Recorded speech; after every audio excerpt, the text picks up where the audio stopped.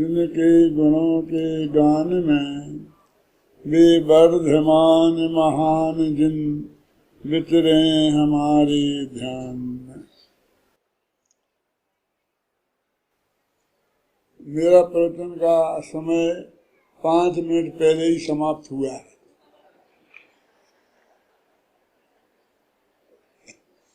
पौने 8 से 8:30 तक था। अभी एक भाई मेरे पास आए थे और बोले, पंडित जी आप पूरा पौन घंटे प्रवचन करना, काटना मत। और ये मैं नहीं कह रहा हूँ, ये सारा अंदर से लोगों की ऐसी भावना है। तो यदि आप लोग चाहें तो मैं पूरे 45 मिनट प्रवचन करूं। सीधा विषय पर आता हूं, क्योंकि और बातें होती हैं तो और बातें ही होके रह जाती हैं। प्रवचन सार की 28वीं गाथा है।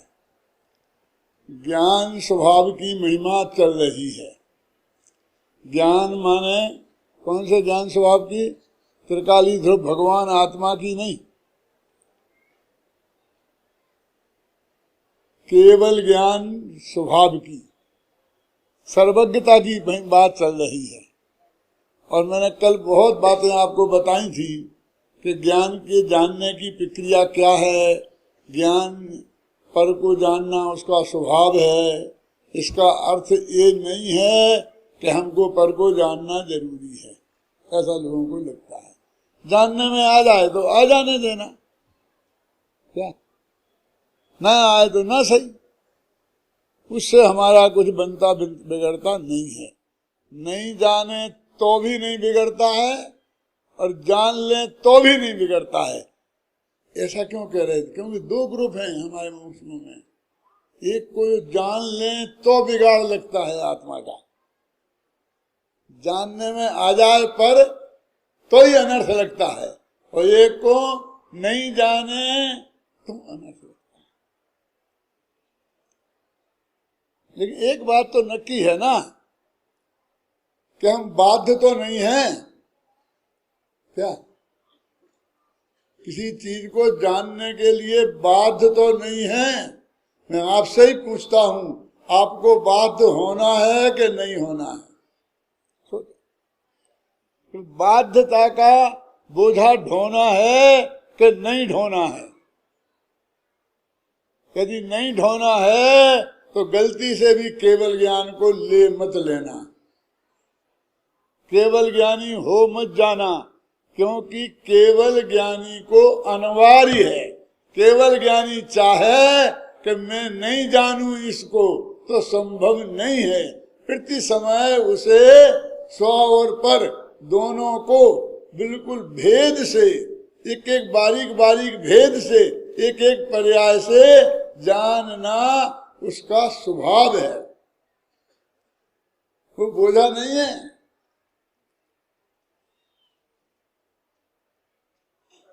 जिस व्यक्ति ने जानने को बोझा मान लिया, उसे ज्ञान कैसे होगा? क्या होगा?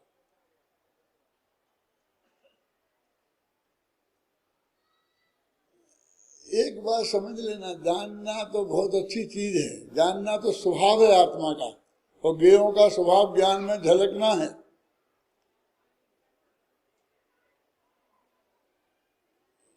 अनंत भगवान को केवल ज्ञान हो गया है। अब उनके पिछले भवों के अनंत भव है ना, तो उन्हें तो वे जानते ही होंगे। अभी पिछले की बात करते हैं, अगले में तो अब कुछ दम नहीं रह गया है। कोई एक सही होना है।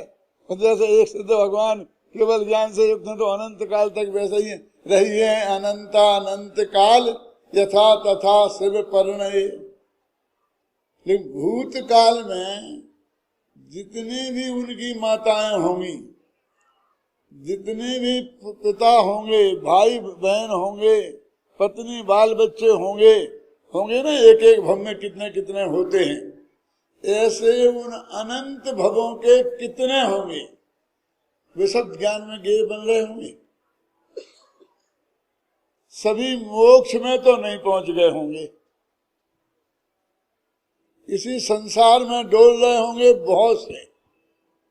कोई नरक में होगा, वो डंडों से पिट रहा होगा, कोई त्रिंच गति में होगा, वो भूखों मर रहा होगा, कोई मनुष्य गति में होगा, माँ बहन होगा और उसकी इज्जत लूटी जा रही होगी। ये किन की बात चल रही है?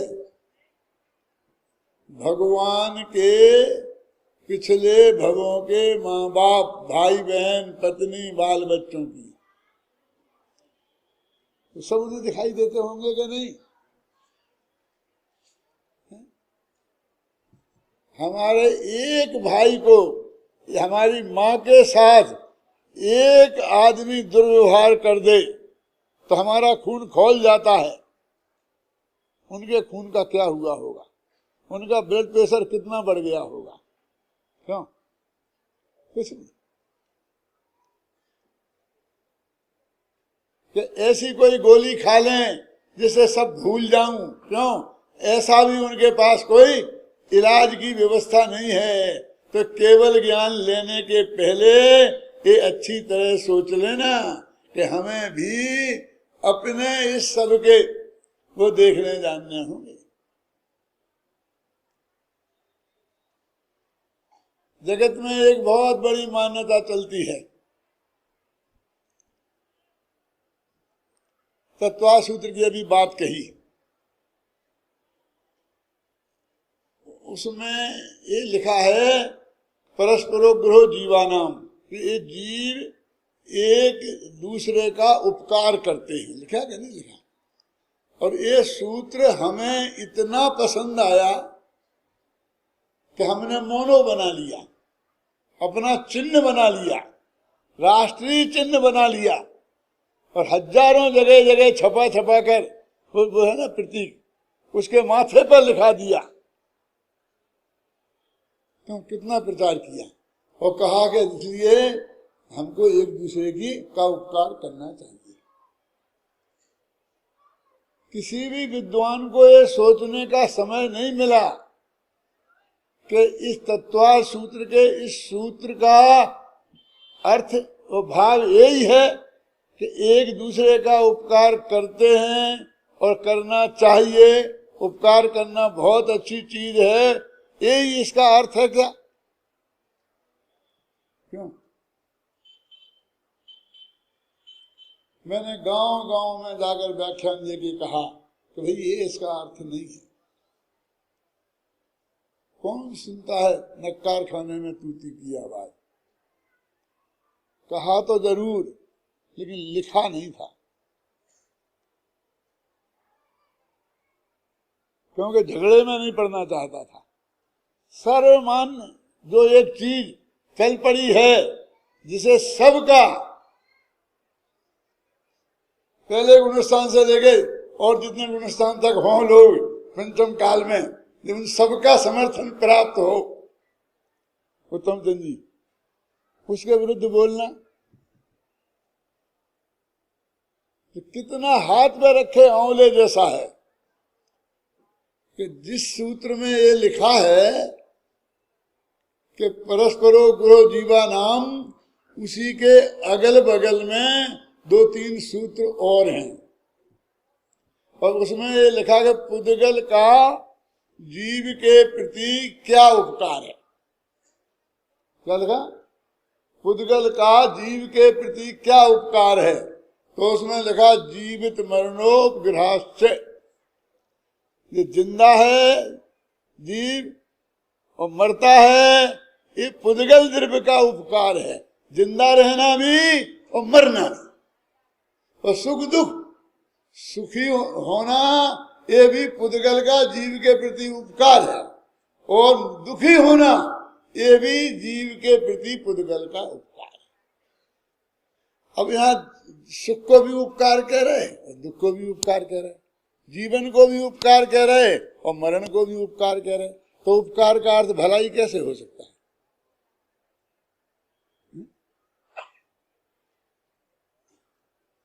नहीं हो सकता।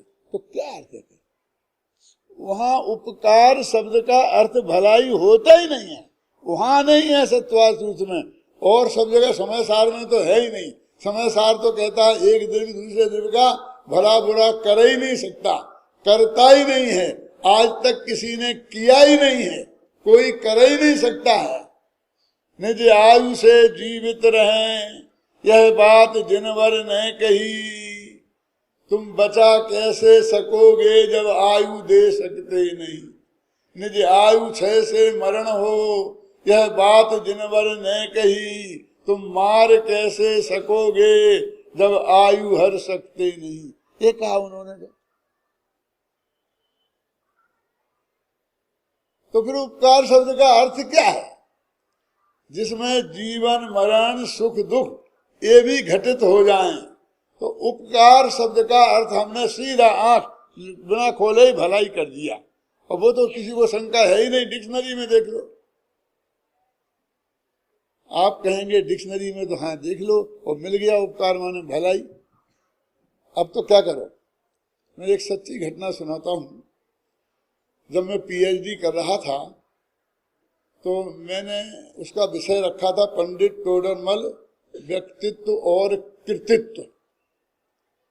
तो मेरे प्रोफेसर ने कहा कि ये गलत है, कृतित्व नहीं होता है, कर्तृत्व होता है।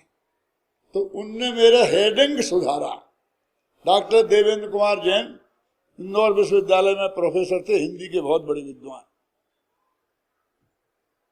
तो उन्होंने कहा एक कर्तृत्व, पंडित टोडरमल व्यक्तित्व और कर्तृत्व, कृतित्व नहीं। तो फिर हमारे जयपुर के विद्वान थे, ये कहने लगे ये गलत है आपका। मैंने कहा हमारे प्रोफेसर ये कहते हैं ये गलत है। तो पंडित चरण दास जी बहुत बड़े विद्वान अपनी जैन समाज के थे उस समय जिंदा, एवन विद्वानों में नाम था उनका, और वे वहां जिंदा मौजूद थे। तो हम लोग उनके पास गए और हमने कहा, वो सारी कहानी बताई कि आपके शिष्य फला फला डॉक्टर हमको ये कहते हैं कि एक कर्तृत्व सही है, हमारे डॉक्टर देवेंद्र कुमार ये कहते हैं कर्तृत्व सही है। तो क्या सही है? तो उनने कहा कर्तृत्व सही है। जो हमारे डॉक्टर ने बताया था ना हमें, उनने वो बताया सही। तो मैंने उनसे प्रश्न किया कि यूनिवर्सिटी में तो कृतित्व लिखा है। तो यूनिवर्सिटी कहने वो डिक्शनरी में तो कृतित्व लिखा है। बोले डिक्शनरी लिखने वाले के मूर्ख नहीं होते? उनके शब्द हैं मैं बोल रहा हूं यहाँ पर, सामने दिनवाणी रखी है। डिक्शनरी लिखने वाले के मूर्ख नहीं होते? कैसे हो सकता है? कृति शब्द स्वयं भाववाची है, वो त्वा प्रत्यय भाववाची बनाने के लिए लगाया जाता है। अब थोड़ा व्याकरण पढ़ लो, एक सेकंड।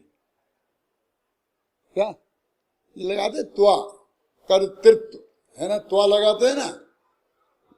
तो कहते त्वा प्रत्यय किसी शब्द को भाववाची बनाना हो तो लगाया जाता है। और कृति शब्द स्वयं भाववाची है।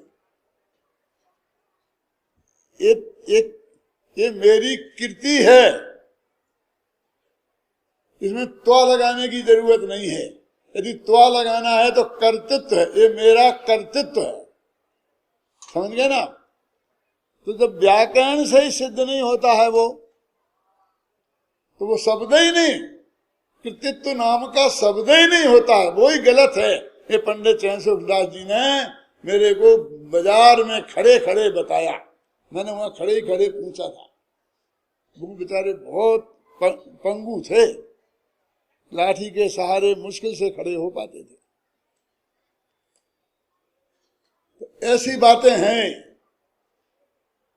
जैन दर्शन की प्रसिद्ध बात है, कोई किसी का भला बुरा कुछ कर ही नहीं सकता, और करो। कल मैंने कहा था लिव एंड लेट बाइबल का वाक्य है, उसे हमने भगवान महावीर के मुख में डाल दिया। कहीं जैनागम में है ही नहीं। ऐसी तो उपकार, तो अब ये उपकार क्या चीज है? देखो, कोई भी शब्द में उपसर्ग कब लगता है? उपसर्ग समझते किसे बोलते हैं? मुनिराजों को होते हैं भी। अरे शब्दों में भी उपसर्ग होते हैं, प्रत्यय होते हैं, विभक्तियां होती हैं, उपसर्ग होते हैं, और शब्दों में भी उपसर्ग लगते हैं। जो शब्द के आरंभ में लगते हैं उन्हें उपसर्ग कहते हैं, और अंत में लगते हैं उन्हें प्रत्यय कहते हैं। थोड़ा व्याकरण पढ़ लो क्या। तो उपकार, तो ये क्री धातु में उप जो है लगा, तो ये उपसर्ग है। ये क्री धातु का उपसर्ग हुआ है। दान, प्रदान, तो ये प्रा उपसर्ग है, उससे अर्थ बदलता है। उसका एक परिभाषा है, उपसर्गेण धात्वर्थो बलादन्यत्र नीयते। उपसर्ग के द्वारा धातु का अर्थ जबरदस्ती दूसरी जगह ले जाया जाता है। गच्छति माने जाना, जाता है। आगच्छति माने आता है। अवगच्छति माने जानता है। प्रत्यागच्छति माने लौटता है। धातु एक है गम, और इतने उपसर्ग लगे। कौन कौन से? आगच्छति, अवगच्छति, प्रत्यागच्छति, और उनसे अर्थ बदलता गया। तो उप है उपसर्ग, कब लगता है? देखो, नगर और उपनगर। उपनगर क्या है? नगर के जो पास हो, नगर से लगा हो, नगर ना हो। समझे ना? जयपुर नगर है और बापू नगर उपनगर है जयपुर का। उपनगर किसी का होगा, समझे ना? राष्ट्रपति और उपराष्ट्रपति, अध्यक्ष और उपाध्यक्ष। अब इतने जितने शब्द आपको उप लगे हुए मिलते हैं, उनका क्या अर्थ होता है? सोचो आप। किसी का भला बुरा करना होता है तो क्री धातु है, डुक्री धातु है, और उसमें उप उपसर्ग लगा है, तो वो बन गया उपकार। तो नगर उपनगर है ना, राष्ट्रपति उपराष्ट्रपति जैसा है ऐसा है जी। उपकार, समझ गए ना? नगर उपनगर माने जो असली करता हो कार्य का। ध्यान से सुनना भाई, थोड़ा कठिन है ना। तुम तो विद्यार्थी, तुमने तो पढ़ा है, लेकिन इतनी जनता बैठी उसे भी सुनने दो। तुमने उपकार समझे ना? तो एक जहां शब्द लगता है उसका क्या अर्थ होता है बताएं। तो कार्य माने कार्य, समझे ना? और उपकार्य, तो कहते दो चीजें हो गई, एक कार्य और एक उपकार्य। तो किसी भी कार्य का दो कारण होते हैं, एक कारण और एक उपकारण। उपादान को कहते हैं कारण और निमित्त को कहते हैं उपकार। तो वहां ये अर्थ है कि एक वो उसका कारक नहीं है। मैं अपने स्वयं के परिणमन का कर्ता स्वयं हूं और तुम मेरे परिणमन में निमित्त हो। मुझे गुस्सा आया और मैंने गालियां बकना शुरू किया, तो उन गालियों का कर्ता उपादान करता मैं हूं और तुमने उकसाया तो तुम उपकारक हो।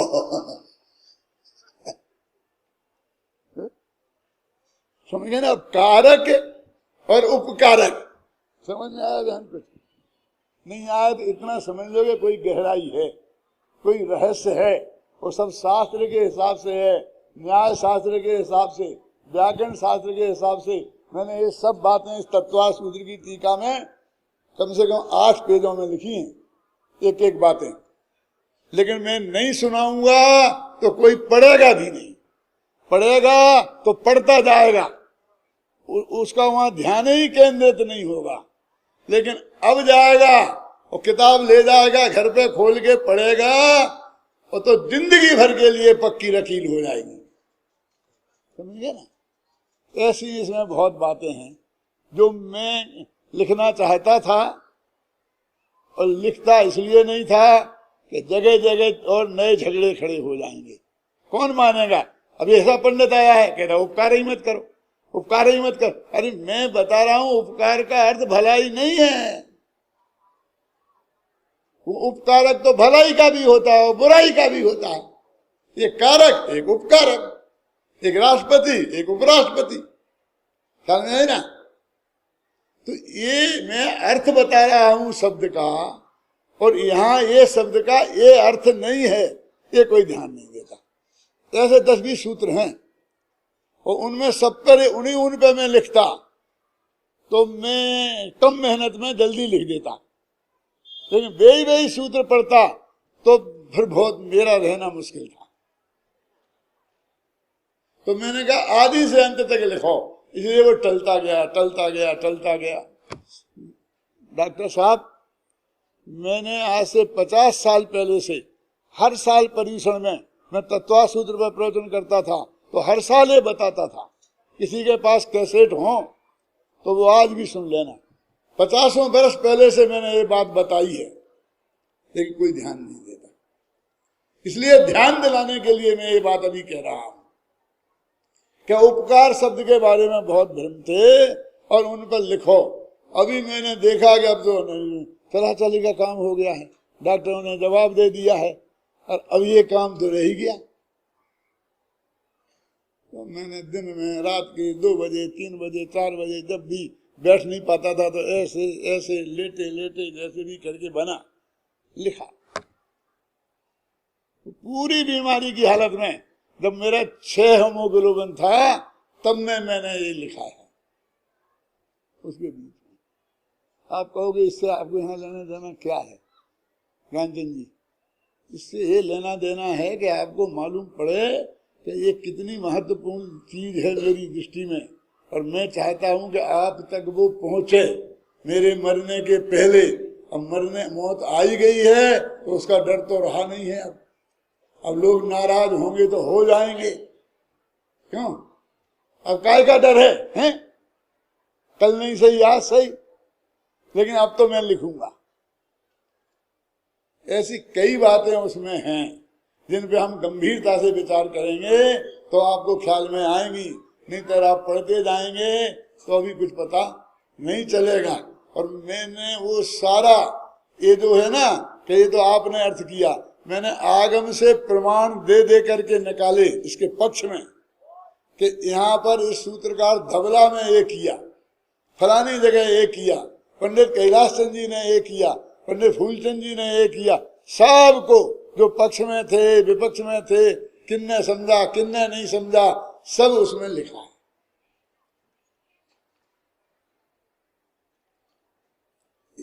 कुंद की वाणी में ऐसा ही है। अभी अपनी बात क्या चल रही थी कुंद की वाणी में? चक्षु का उदाहरण दे के वो ये कह रहे हैं, गाथा पढ़ते हैं, जरा पढ़ो भाई, कोई होशियार आदमी हो तो गाथा पढ़ो, मुझे आराम मिलेगा थोड़ा। शांति जी पढ़ो, शांति जी। हाँ स्पीकर ले। एक गाथा और उसका पद्यानुवाद शांति जी पढ़ रहे हैं। आपके पास किताब हो तो देखना, नहीं तो ध्यान से सुनना।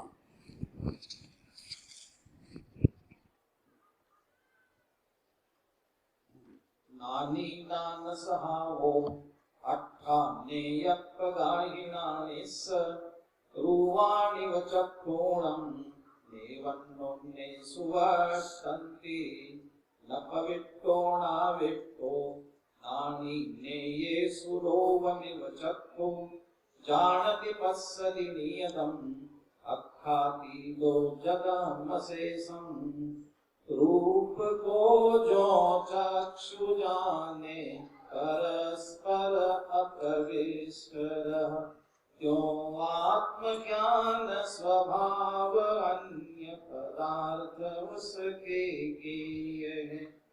रूप को जो चक्षु जाने परस्पर अप्रविष्ट रहे। अब इतनी सामग्री मेरे सामने रख दे, मेरी को तो समझती नहीं है। देखो कहते हैं कि रूप को आंख देखती है। अभी ये बहस मत करना कि वो आंख नहीं देखती है, आत्मा देखती है। जो उदाहरण आचार्य ने कुंद ने दिया है, मैंने नहीं दिया है।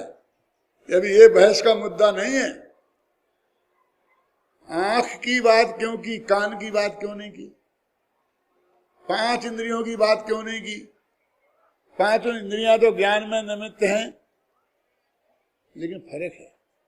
क्या फर्क है? कि ये बाकी की इंद्रियां छुए बिना नहीं जानती। स्पर्शन इंद्रिय को ठंडा है कि गर्म, आप छू के ही बता सकते हो। कोई चीज खट्टी है कि मीठी, चख के ही बता सकते हो, छुआना पड़ेगी जबान से। ये दुर्गंध है क्या सुगंध? ये आपकी नाक में वो हवा लगनी चाहिए, तब छुएगी तब बता सकते हो। और कान में जब शब्द टकराएंगे तब आप बता सकते हो। यानी 4 इंद्रियां ये प्राप्यकारी हैं। प्राप्यकारी हमारे न्याय का शब्द है, न्याय की भाषा है। प्राप्यकारी माने उस वस्तु को प्राप्त करके ही जानती हैं। आंख एक ऐसी है कि इतनी दूर कोई पदार्थ है, और भाई आपकी सफेद टोपी देखने के लिए मेरी आंख को आपके पास जाने की जरूरत नहीं है, और टोपी को भी आंख के पास आने की जरूरत नहीं है।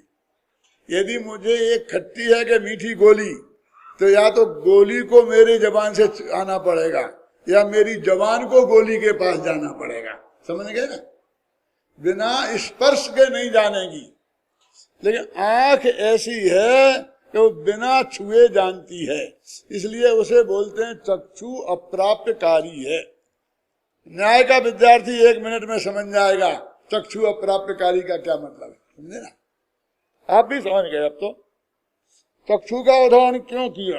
क्योंकि ये भगवान आत्मा को किसी पदार्थ को जानना हो तो उसे जानने के लिए उस पदार्थ के पास जाना नहीं पड़ता, और उस पदार्थ को भी उस आत्मा के पास आना नहीं पड़ता। यदि आना जाना पड़ता होता तो फिर अलोकाकाश का ज्ञान कभी होता ही नहीं, क्योंकि कोई आत्मा अलोकाकाश में जाती नहीं,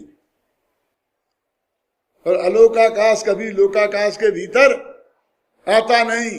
और फिर भी अलोकाकाश जाना गया कि नहीं जाना गया? इसका मतलब आत्मा का स्वभाव बाकी 4 इंद्रियों जैसा प्राप्यकारी नहीं है, चक्षु जैसा अप्राप्यकारी है। कुछ अर्थ समझ में आया? देखो, थोड़ी कठिनाई तो झेलनी पड़ेगी यदि कोई गहरी बात समझनी है। ये तो मैं आपको मूल गाथा से पढ़ के बता रहा हूं ना, ये मेरी घर का नहीं है, उदाहरण भी मेरे घर का नहीं है। अब मैं पढ़ता हूं एक पंक्ति, सिर्फ एक पंक्ति पढ़ूंगा। रूप को ज्यों चक्षु जाने, परस्पर अप्रविष्ट रह। परस्पर में एक दूसरे में प्रवेश नहीं करते हैं, फिर भी रूप को चक्षु जान लेती है। रूप चक्षु में प्रवेश नहीं करता, और चक्षु रूप में प्रवेश नहीं करती, और वो चक्षु जान लेती है, और वो रूप जानने में आ जाता है। क्यों? क्योंकि चक्षु का स्वभाव जानने का है, और रूप का स्वभाव जानने में आने का है।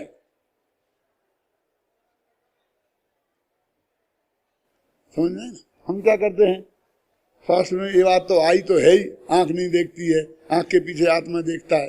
और हमने पढ़ा भी है, अध्यात्म की हमारी पढ़ाया है, तो फटाफट वहीं गला पकड़ लेगा पंडित का। अरे ये तो उदाहरण है भाई, यदि सिद्धांत तो बाद में आएगा। और तुम उदाहरण, भाई उदाहरण तो झूठा नहीं होना चाहिए। उदाहरण कैसे झूठा दे रहा है? आंख जानती ही नहीं है, जबरदस्ती बोल रहे हो। लेकिन मैं नहीं बोल रहा हूँ, कुंद कुंद बोल रहा हूँ। प्राणीणान साहु अट्ठाणे अप्यगाहिणान से रूवाण विचक्षुणम। रूवाण विचक्षुणम, जैसे चक्षु रूप को, आप सबके रूप को मैं यहां से बैठा जान सकता हूं। ना आपको मेरे पास आने की जरूरत है, ना मुझे आपके पास जाने की जरूरत है। लेकिन यदि आप कुछ बोलते हैं तो आपकी आवाज को मेरे कान में आने की जरूरत है। अथवा मेरे कान को आपकी आवाज के पास जाने की जरूरत है, तब मैं जानूंगा। तो आत्मा का स्वभाव आंख जैसा है, कान जैसा नहीं। अब समझ में गाथा, बिल्कुल गाथा का अर्थ है कुंद कुंदगी का, मूल गाथा का अर्थ है। और इसमें जो मैंने पद्यानुवाद किया है वो अक्षर सा कोमा फ्लो स्टॉप से सही है। देखो, रूप को जो चक्षु जाने परस्पर अप्रविष्ट रहे। अंतर कितना है? किताब तो आपके पास है ही नहीं जो आप देखोगे। वो पूज्य गुरुदेव श्री का प्रताप से हम जब स्वाध्याय करने बैठते थे तो हमारे सामने शास्त्र रहता था ना, और वो एक एक पेज खोल के बताते थे और हम वो खोल के देखते थे, पढ़ते थे। तो उससे हमको धीरे धीरे स्वाध्याय करने की आदत पड़ गई। हमारे पास किताब होना जरूरी हो गया। क्यों? हमारे घरों में भी किताबें आ गई। अब हम फिर मुक्त हो गए। कुछ नहीं, हमें कोई दिक्कत नहीं। हम तो बराबर ऐसे हाथ करके आते हैं, ये सिनेमा देखने जा रहे हैं, जिम्मेवारी तो कुछ है ही नहीं। और ना कुछ नाराज मत हो जाना। हमारे अति विशिष्ट विद्वान जो विनय को इतनी अधिक महत्व देते हैं, और ये कह के कि नहीं वो शास्त्र नीचे रहता है, वो नाभि से नीचे नहीं रहना चाहिए, नहीं तो महापाप लगेगा, तू नरक निगोद में जाएगा। तो अब वो उसके ऊपर तो आगे टिकटी रखी हो, चौकी रखी हो, क्यों? फिर भी पंडित जी तो ऊपर बैठेंगे, वो शास्त्र नीचे और पंडित जी ऊपर। कुछ लोगों ने तो ऐसी अतिशयोक्ति की है कि वो जब खड़े होकर के जब जिनवाणी स्तुति करते हैं तो शास्त्र ऐसा उठा लेते हैं, समझे ना, हर एक के साथ में। तो धीरे धीरे बहुत बड़ा काम हो गया। तो न रहे बांस और न बजे बांसुरी, वो हमारे शास्त्र ही चले गए। तो हर एक के हाथ में शास्त्र होता, उसके आगे एक चौकी होती, क्यों? तो ये गुरुदेव जैसी सभा होती कि नहीं होती? उसकी महिमा हमने कोई एक चीज खोई है कि नहीं खोई है? इतनी बड़ी सभाओं में आप नहीं कर सकते हो तो नहीं करो, लेकिन अपनी अपनी गांव की सभाओं में तो रोजाना हर एक के हाथ में शास्त्र होना ही चाहिए ना।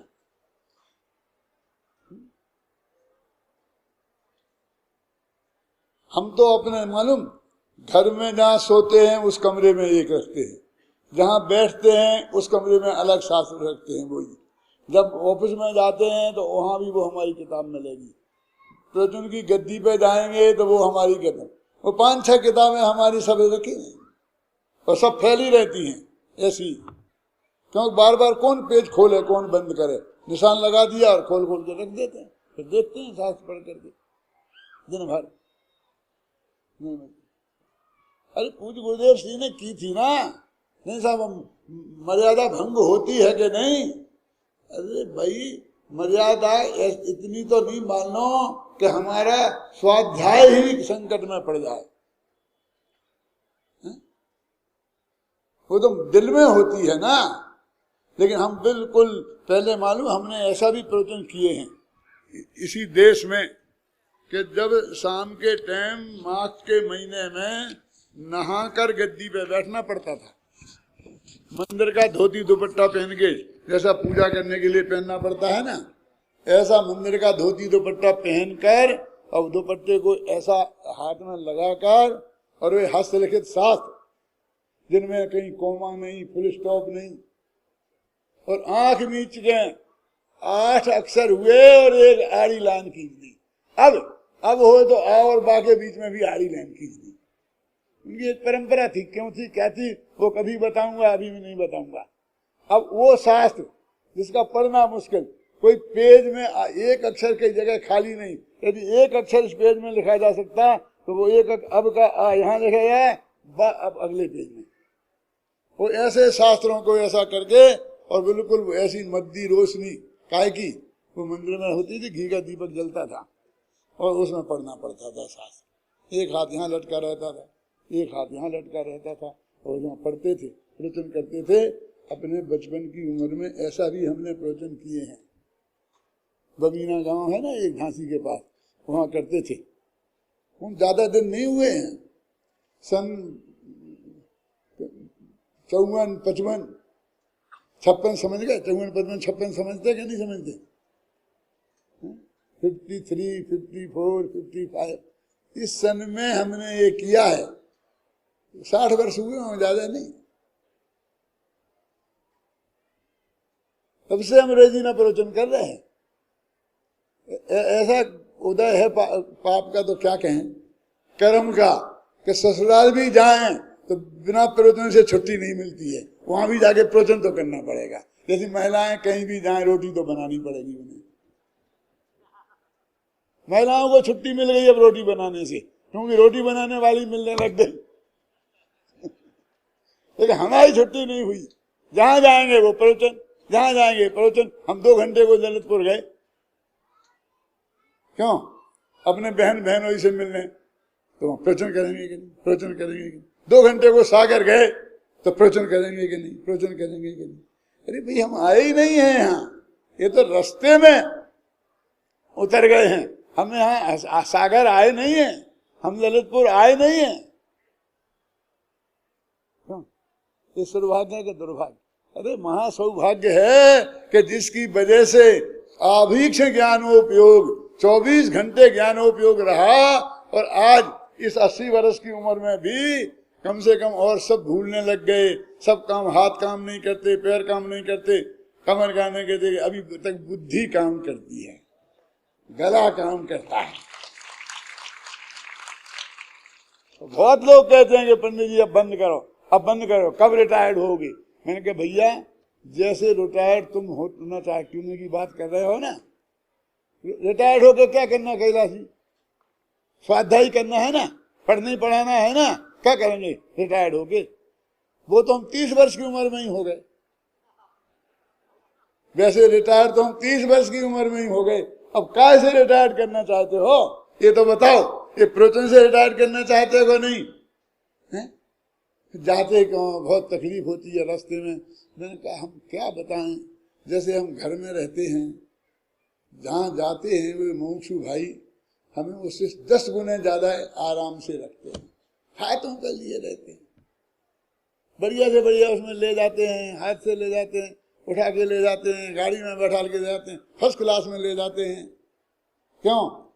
खाने के लिए जो कहें है? वो जहाँ लाते हैं। घर से ज्यादा आराम वहां रहता है, हमारे वहीं घर है। हम क्यों क्या बंद करना चाहते हो बोलो? वो हम इस भव में तो बंद करेंगे नहीं, ऑटोमेटिक बंद हो जाए उसका तो हम कुछ कर नहीं सकते हैं। लेकिन वस्तु का स्वरूप, मैंने उत्तम चंद जी से चर्चा की थी कनाडा में, एक साथ फिर ठहरे थे, शिविर चल रहा था। मैंने कहा उत्तम चंद जी एक बात मैं आपसे बहुत गंभीरता के साथ कहना चाहता हूँ। पूज्य गुरुदेव श्री चले गए और महाभाग्य से उनका जो तत्व ज्ञान है उनकी कृपा से अपन को उपलब्ध हुआ है, और आज तक हमारा और तुम्हारे बीच में कभी कोई तत्व ज्ञान सैद्धांतिक मतभेद नहीं हुआ। और जो कुछ हुआ होगा उसकी मैं बात नहीं करना चाहता, लेकिन सिद्धांत में जब भी मौका आया तब हम तुम दोनों एक जगह एक साथ खड़े थे, चाहे वो सुपर प्रकाशक हो और चाहे और कोई मामला हो, कहीं मतभेद नहीं हुआ। क्या हुआ काय पे वो भी बता दो ना। अरे क्या बताना, ये तो समाज के झगड़े, समाज की राजनीति है, इससे नेताओं के काम, उन सेठियों के काम, उसमें हम जितना दिमाग हमने खराब किया अपना उतना ही हुआ, और तो कुछ हुआ नहीं। क्या करना अपन को इनसे? बहुत स्पष्ट शब्दों में कही, हमारी और तुम्हारी ये ड्यूटी है यदि हम ये समझते हैं कि गुरुदेव का असली तत्व ज्ञान हमारे पास है, यदि हम छाती पीट के गौरव के साथ एक कह सकते हैं, तो हमारी ड्यूटी भी है कि इस तत्व ज्ञान को निर्मल रहना और अधिकतम आगे बढ़े जैसे प्रयत्न करना चाहिए। कोई चीज में मतभेद उसके बीच में आ या नहीं आना चाहिए। बहुत पसंद आई उन्हें हमारी बात। क्या लेना देना हमको इस समाज के झगड़ों से, क्या लेना देना इस गांव की इन बातों से, क्या देना। इनने एक कुर्सी अच्छी लगाई तो तुम्हें 2 लगा दी, हमें 1 लगाई। समाज समाज से समाज जाने, समाज करेगी। समाज की ड्यूटी ये है सब विद्वानों की एवं व्यवस्था करना चाहिए। मैं तो अभी भी कहता हूं कि जैसी मुझे मिलती है ऐसी सब विद्वानों को मिलना चाहिए। क्यों नहीं मिला? वे गुरुदेव की वाणी को, जिनदेव की वाणी को जन जन तक पहुंचाने का महान काम कर रहे हैं, और जिसमें जो क्षमता है आज उससे वो काम समाज को करा लेना चाहिए। कल ऐसा विद्वान हजारों वर्ष में नहीं मिलेगा आपको। जो भी है उसकी कमी मत देखो, जो विशेषता उसमें है वो उसमें ही है। हर व्यक्ति की अपनी विशेषता होती है। मैं उत्तम चंद नहीं बन सकता हूं, उत्तम चंद हुकुमचंद भी नहीं बन सकता।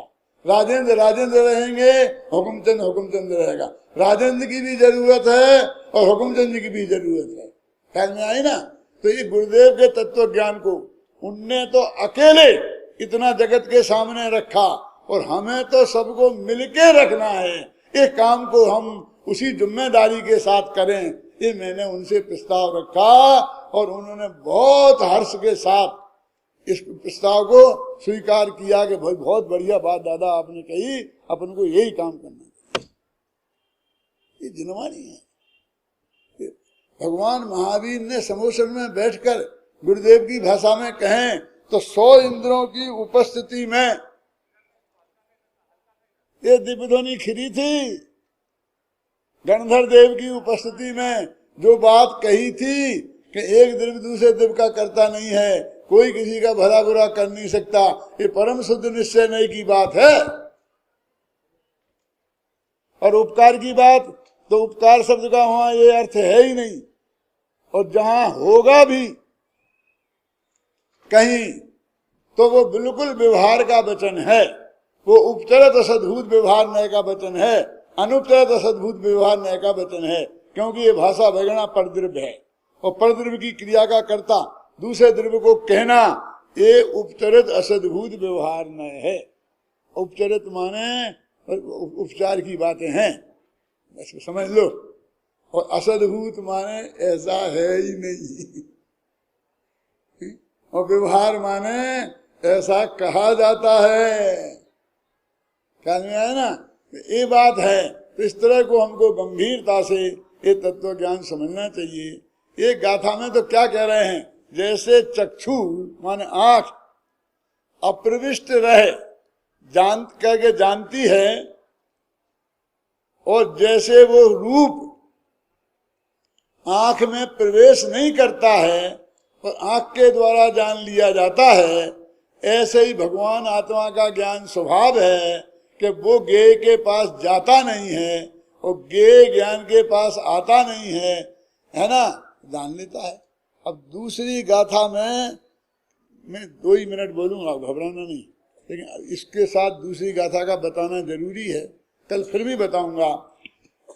प्रविष्ट रहे अप्रविष्ट रह ज्यों चक्षु जाने रूप को, त्यों अतीन्द्रिय आत्मा भी जानता संपूर्ण जग। नीचे क्या कह दिया थी, ऊपर क्या कहा था ज्ञानचंद जी?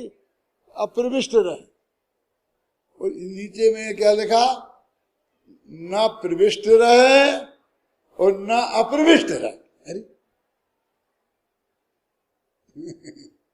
प्रविष्ट और अप्रविष्ट दोनों ही कहते। तो क्या है? तो वो कहते हैं कि ये जो चक्षु ने इसको बिना प्रवेश करे ही जाना है, फिर भी लोक में व्यवहार नए से ऐसा कहा जाता है कि तेरा तो मेरी आंखों में बस गया है, कि तेरी तो आंखें देखता हूं तो मेरे सपने में ऐसा लगता है तेरी आंखें देखता रहा, यानी दो प्रविष्ट हो गया, समझ गए ना? ऐसा कहते वो ज्ञान ज्ञेयों के पास जाता नहीं और ज्ञेय ज्ञान के पास आता नहीं, इसका नाम अप्रविष्ट रहे हैं। और अब ये कहते हैं कि उसी को ज्ञान ज्ञेयों में चला गया और ज्ञेय ज्ञान में आ गए, ऐसा भी कहा जाता है। कुछ भी कहा जाता हो, लेकिन ज्ञाता और ज्ञेय का संबंध आंख जैसा है, माने वो एक दूसरे के पराधीन नहीं है। इन 2 गाथाओं में कहा। अभी इसमें और कोई बात मुझे कहनी होगी तो कल कहूंगा, नहीं तो आगे की गाथा पर बढ़ जाऊंगा।